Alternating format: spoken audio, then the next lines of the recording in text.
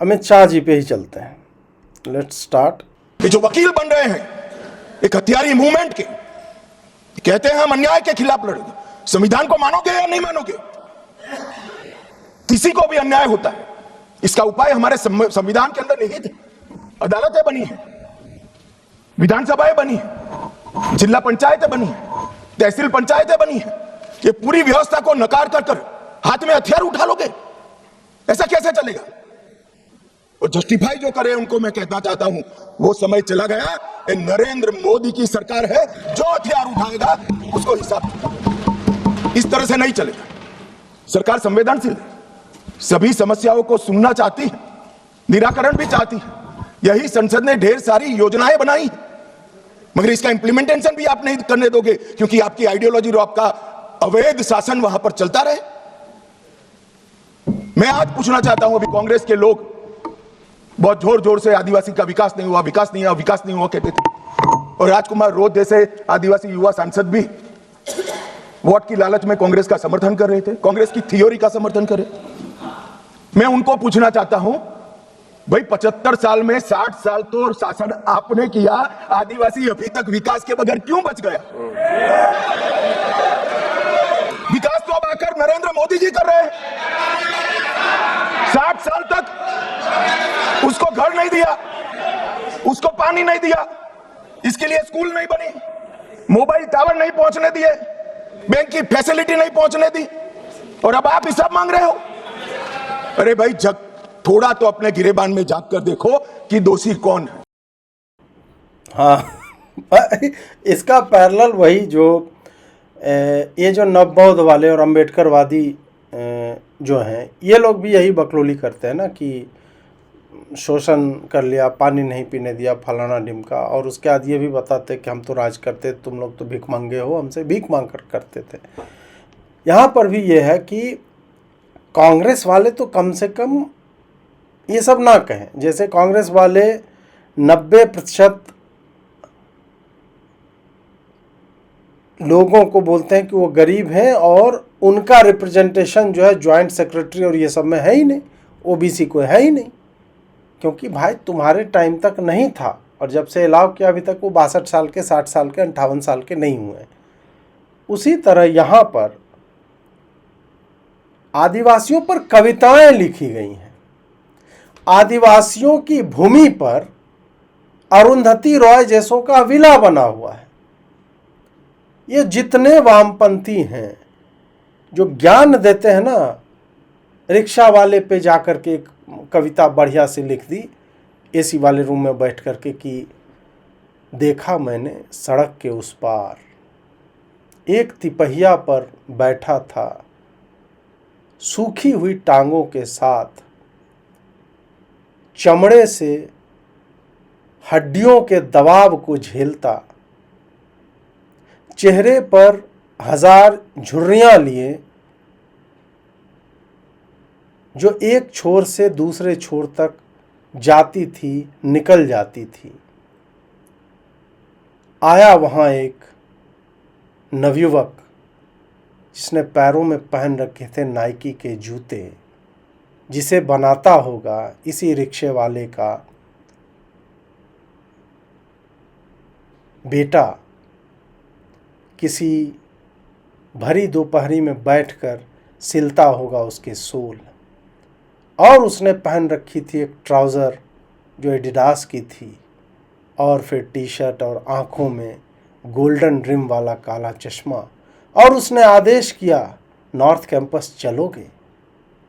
Rickshaw वाले ने कंधे से गमछा उठाया, झुर्रियों की दरारों में फंसे पसीने को पोंछा, और मुस्कुराते हुए बोला, जी सर क्यों नहीं। नवयुवक ने पूछा, कितना लोगे? रिक्शा वाले ने कहा, सर 10 रुपये। 10 रुपये के लिए अपने खून की बूंदों को पसीनों की तरह बहाते हुए उस भरी दोपहरी में लगातार पैडल चलाते हुए, नाला पार करते हुए, जहां चढ़ाव था, उतर कर उस नवयुवक के कैपिटलिज्म को खींचते हुए वो फिर से कूदकर अपनी सीट पर बैठता है, ताबड़तोड़ पैडलें मारता है, खालसा कॉलेज के सामने से गुजरता है, पटेल चेस्ट को क्रॉस करता है और पहुंचा देता है उसे हिंदू कॉलेज के गेट पर। वो रिक्शा वाला मैं भी हो सकता था, आप भी हो सकते। ये करके भाई ये पोएट्री जो है वो चल रही है उनकी। रिक्शा वाले के जीवन में धागे भर का अंतर नहीं पड़ता है ऐसी कविताओं से। आदिवासियों के घर के आगे जो झील बने हुए हैं, जिन पहाड़ियों में वो रहता है, उस पर कविता लिखने से, उस पर सेमिनार करने से आदिवासियों के जीवन में कोई अच्छी बात नहीं होती। अच्छी बात केवल और केवल इनके जीवन में होती है। जो प्रोफेसर यह कविता लिखता है, मैं जानता हूं ऐसे प्रोफेसरों को, मुझे पढ़ा है अंग्रेजी साहित्य, जो कॉलेज में दिखावे के लिए लाल चाय और बीड़ी पिया करता था। हमारे टाइम तक अलाउड था, आप कॉरिडोर में ये सब पी सकते थे, बाद में खत्म हो गया धीरे धीरे। और वही प्रोफेसर मालबोरो फूंकता था यदि किसी मतलब कैंपस से बाहर कोई पार्टी में वो दिख जाए तो। मैंने देखा उन प्रोफेसरों को, मैंने उनका जीवन देखा। उनके पुत्र जो है सैन फ्रांसिस्को में पढ़ रहे हैं, लेकिन कविता वो जल जंगल जमीन, वो आदिवासी जो ढक नहीं पा रही अपनी छाती, साड़ी के टुकड़े को हॉरिजॉन्टली काटा है बीच से, आधा लपेटा है कमर पे और नग्न छोड़ दिया है अपनी सूखी छाती को, जिसमें लटका हुआ उसका बच्चा तलाश रहा है दूध की चंद बूंदें, और नहीं मिलती है उसे उस दूध की चंद बूंदें। मां रोती है, उसकी आंखों से टपकते हैं आंसू, गिरते हैं बच्चे के मुंह में। बच्चे का मन खारा हो जाता है, उसे लगता है कि यही दूध है, यही उसका पोषण करेगा। ये कविताएं, ये तो मैं रैंडम बनाए जा रहा हूं अभी, ऐसी 2 कौड़ी की कविताएं आप मतलब सुनोगे तो आप द्रवित हो जाओगे कि यार, हाँ यार, मतलब ये गजब अजीत भाई, क्या कविता आपने लिख दी, आप सही वामपंथी रहे होगे।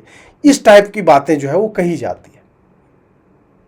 आप मुझे बताइए कि Arundhati Roy God of small things लिखे या अन्य तरह के सेमिनार्स में जाती है, वो कश्मीरियों के बारे में बोलती है, वो इन जंगल में बसे आदिवासियों के बारे में बोलती है। किस तरह का डिफरेंस वो क्रिएट कर पा रही है इन लोगों के जीवन में। वो इनको इफेक्टिवली उसी स्थिति में रहने देना चाहती है ताकि वो और कविताएं लिख सके और सेमिनार में जा सके और उसकी विदेशी ट्रिप्स को किसी एनजीओ के द्वारा फंड मिलता रहे। इसके अलावा और कोई यूटिलिटी नहीं होती इन चीज़ों की। इस बात को मुझे लगता है कि हमको, आपको, सबको समझने की आवश्यकता है।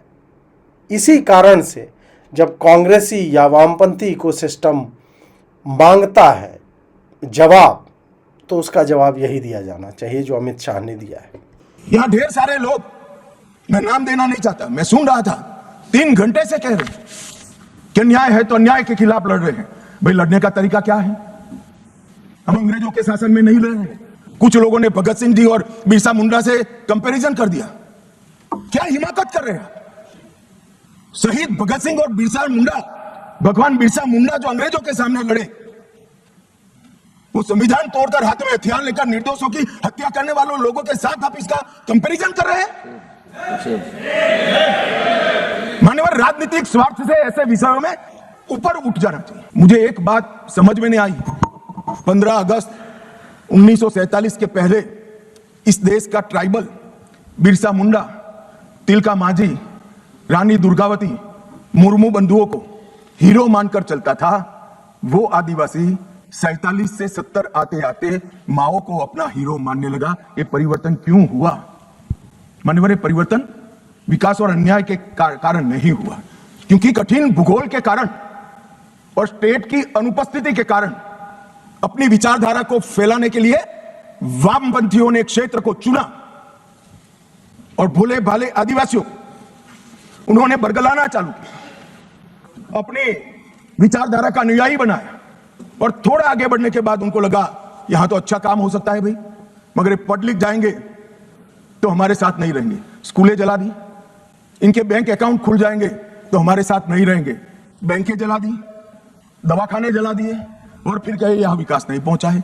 विकास को तो वामपंथी उग्रवादियों ने वो क्षेत्र में सालों तक नहीं पहुंचने दिया, जो अब नरेंद्र मोदी के शासन में वहां पहुंच रहा है, घर घर जा रहा है। गरीबी के कारण नक्सलवाद नहीं फैला, बल्कि नक्सलवाद के कारण इस पूरे क्षेत्र में सालों तक गरीबी रही।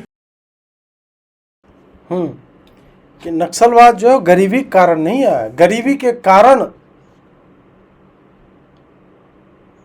नक्सलवाद जो है वो नहीं, क्या बोले, एक मिनट माफ कीजिएगा। यहां ढेर सारे लोग नरेंद्र मोदी के शासन में वहां पहुंच रहा है, घर घर जा रहा है। गरीबी के कारण नक्सलवाद नहीं फैला, बल्कि नक्सलवाद के कारण इस पूरे क्षेत्र, हाँ, कि गरीबी से जो है ये कहा जाता है ना कि भाई उनके साथ अन्याय हुआ तो उन्होंने आर्म्स उठा लिए। हर जगह के लोग क्यों नहीं उठा लेते आर्म्स? हर कोई व्यक्ति आतंकवादी क्यों नहीं बन जाता है? कुछ ही लोग ऐसा क्यों करते हैं? तो ये गरीबी से नक्सलवाद या आतंकवाद नहीं फैलता। आतंकवाद तुम फैलाते हो, चंद लोग करते हैं ये काम और पूरा क्षेत्र जो है वो निर्धनता और गरीबी के दायरे में आ जाता है, उससे उभर नहीं पाता है, क्योंकि तुम चाहते हो कि उनको वैसा बनाए रखो और फिर उनको ज्ञान की बातें कहते रहो। और ज्ञान की बातें क्या हैं? कि वो बम फोड़ रहे हैं, अपने ही देश के नागरिकों की हत्या कर रहे हैं, और उनको बोल दिया तुम बिरसा मुंडा हो, तुम भगत सिंह हो। भगत सिंह भी यही कर रहे थे। नहीं, भगत सिंह अपने देश के लोगों को नहीं मार रहे थे। ये लिटरेचर का प्रयोग करके, मतलब लिखने बोलने आता है जिसको, और वामपंथियों को तो बहुत अच्छे से आता है, उसके कारण जो है इस तरह के फॉल्स इक्विवेलेंसेस जो है क्रिएट किए जाते हैं कि भगत सिंह के समय में अंग्रेज दुश्मन थे, वही सत्ता कंट्रोल करते थे। अभी ठीक है, लोकतंत्र है, लेकिन 31% ही तो चुनता है, बाकी के 69% का नहीं है वो प्रधानमंत्री। 69% ने तुम्हें नहीं चुना, तुम भारत के प्रधानमंत्री हो कैसे? अब वो 69% जो है तुम्हारे लिए, जो तुम अन्याय कर रहे हो उनके साथ, इस कारण जो हथियार उठा ले रहा है। उनको आज़ादी चाहिए।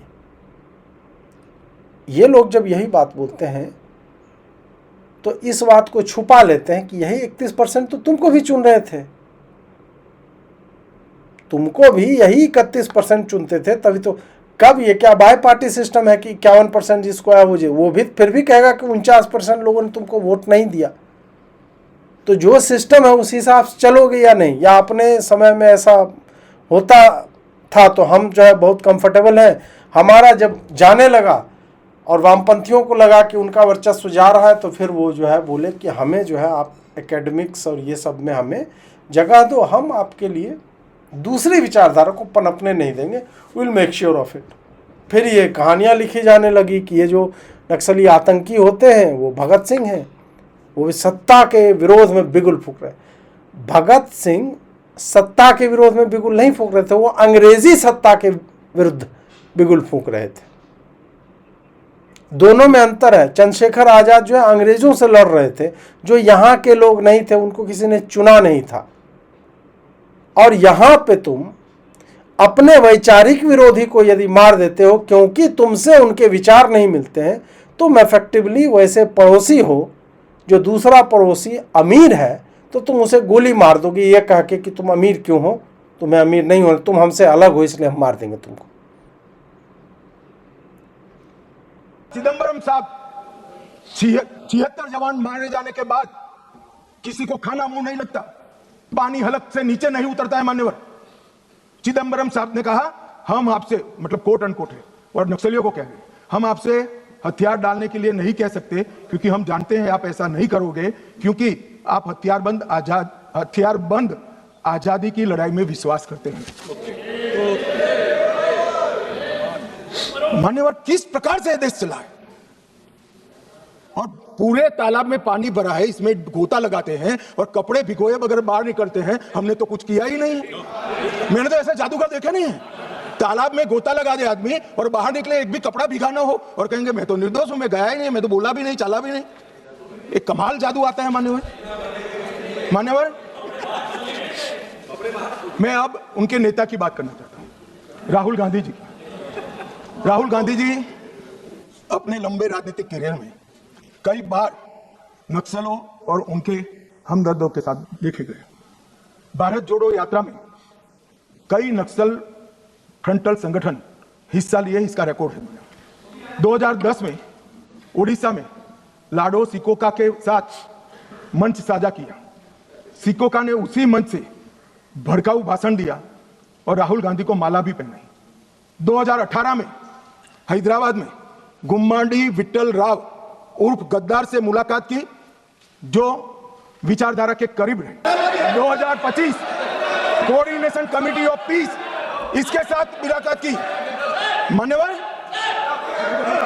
आज हिडमा जब मारा गया, मान्यवर 172 जवानों को मारने वाला हिडमा जब मारा गया, इंडिया गेट पर नारे लगे, कितने हिडमा मारोगे, हर घर से निकल लेंगे हिडमा। ये वीडियो को राहुल गांधी ने स्वयं ट्वीट किया है। कैसे बच सकते हैं? इन्होंने 70 से लेकर मार्च 26 तक नक्सलवाद का समर्थन किया है। तुम कितने हिडमा मारोगे? अच्छा, अक्षय के भूप सूसी वाले में पकड़ के पुलिस जो है ले गई थी, तो वो वाला उसी में हुआ था। और आप सोचिए कि चिदम्बरम मतलब वो ऑफर भी नहीं दे रहा है या हनक भी नहीं दिखा रहा है कि भाई तू आत्मसमर्पण कर दे, नहीं तो हमें बोला कि नहीं नहीं भाई, हम समझते हैं कि तुम लोग तो हथियार बंद क्रांति जो है तुम्हारी आइडियोलॉजी है, तुम आज़ादी चाहते हो, उसका हम सम्मान करते, तुम लड़ते रहो, हम लोग बीच बीच में पकड़ते रहेंगे, तो ये हमारा चलता रहेगा। ऐसे होम मिनिस्टर हुए इस देश में, और एक होम मिनिस्टर है जो खुल के बोलता है कि भाई वो गोली जब तक रखेंगे, गोली चलाएंगे, तो हम ये नहीं कहेंगे कि नहीं भाई तुम गोली, हम जो है गांधी जी के ना, भाई हथियार रखो पहले, उसके बाद बात होगी, नहीं तो तुम नहीं रखोगे, हम गोली मारेंगे। सीधी सी बात है। जब तक यह भय नहीं दिखाया गया और मिशन मोड में इस सरकार ने और सिक्योरिटी फोर्सेज ने इस पे काम नहीं किया, तब तक ये लोग उसी तरह से पसरते जा रहे थे। अब आप देखोगे धीरे धीरे इनकी बातें करने वाले खाली कॉलेज कैंपसेज में बचे हैं। उसमें भी जो हम यूजीसी वाली बात कर रहे हैं, उसमें भी इनसे हम यही आशा करते हैं भाजपा से कि भाई यहाँ पे भी नक्सलियों को प्रसार मत पाने दो। नेपाल वाले खुद ही बेचारा वो स्टूडेंट पॉलिटिक्स से चुन के आगे आया बालन शाह, और पहले दिन बोलता है स्टूडेंट पॉलिटिक्स बंद करो।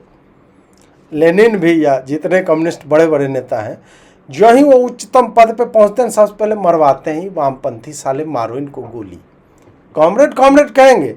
लेकिन जो भी उनको लगता है कि साला ये जिंदा रहेगा, हमको कल को टॉपल कर देगा सर्वहारा की क्रांति के नाम, सबसे पहले वो अन्य वामपंथी नेताओं को मारते हैं, ताकि उनके लीडरशिप का, उनकी तानाशाही का जो है वो आरंभ बिंदु जो है निर्बाध रूप से संपन्न हो सके, कि वहां से अब हम स्टार्ट कर सकते हैं।